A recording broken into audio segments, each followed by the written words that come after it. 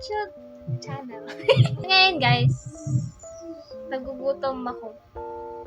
Hindi ako nag-crave sa samgyupsal. Oh my God. Natatawa ako guys, parang may sumisilip dito.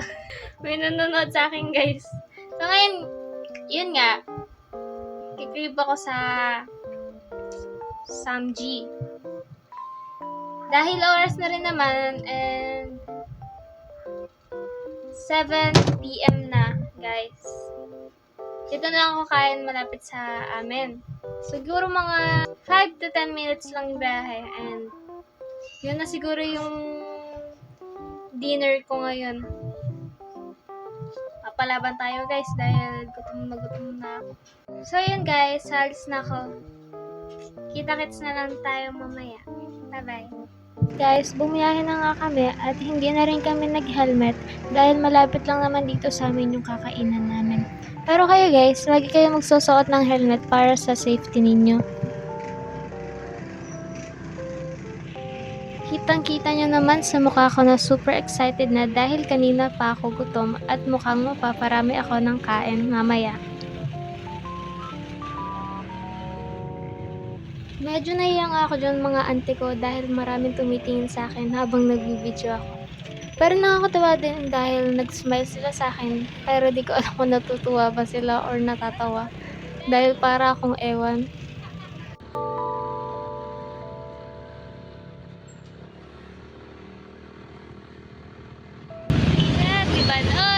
A few minutes later. Fast forward mga auntie ko at nandito na rin kami finally. Akala mo talaga, ang tagal ng biyahe. Kahit na malapit lang to sa amin, first time ko pa rin nakakain dito guys. Sinuggest nga lang pala sa akin dito ng tita ko kasi masarap daw yung food nila.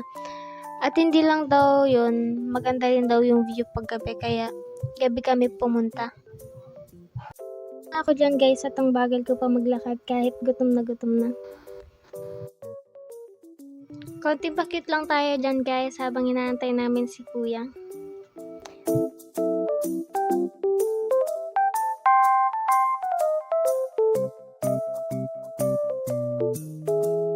Self-service muna tayo dyan guys kahit natatalsikan na ako ng mantika, gora lang.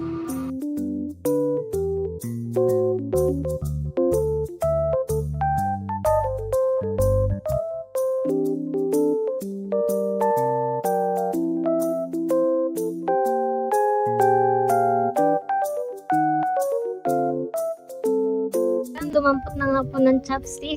Kunwari marunong. Pero pagkapatay ng camera, hihingi yan ng tinidora tsaka kutsara. Tawa-tawa ako dyan guys kasi naiiyak pa ako. Yan nga guys. Sinubukan ko na yung mga side dishes. Ito nga pala yung pinaka-favorite ko dyan guys kasi sobrang sarap niya. Nakailang dagdag din ako nyan guys. Mga 3 dagdag din yan guys. Yan, kita nyo naman ang lakas kumain.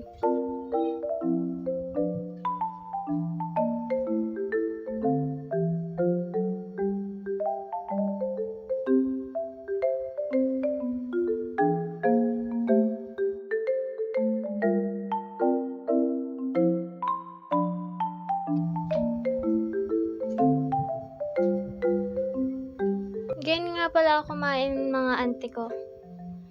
Yan, tignan nyo lang. Kinamay ko na yan guys kasi wala silang yung gloves na plastic.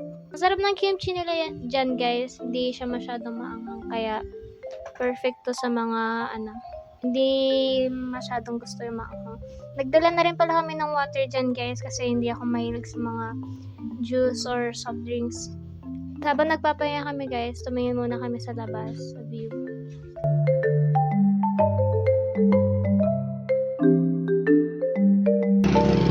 Pauwi na ako guys.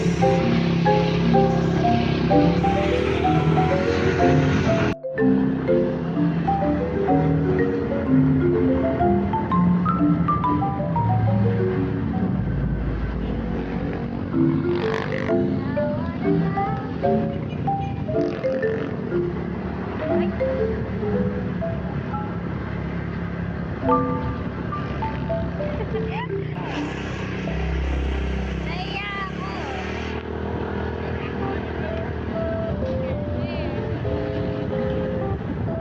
nga pala kami umuwi dyan, guys. Sana hindi ako mapagalitan ni mama.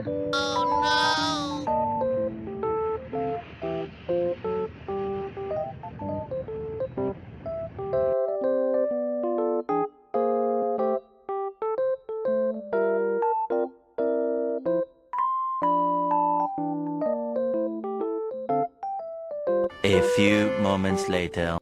So, ngayon nga, guys, nakauwi na ako and it's already 8:55 p.m. Sobrang nag-enjoy ako, guys, sa pagkain. Food is life. Kita niyo naman, napayat-payat ko, pero palaban yan sa pagkain. Ano-ano kinakain yan? Simpleng pagkain man yan. Nakain ko yan. After ilang months, guys, ngayon lang ulit ako nakakain ng Samgyeon. Na-miss ko siya kaya ang dami kong nakain. Yung tummy ko, ang laki. Halos maubos ko na yung pork nila dun, guys. Bukod sa masarap yung pagkain dun, guys, maganda rin yung view. View? Puro sasakyan. Puro sasakyan. Ano maganda dun? Ay.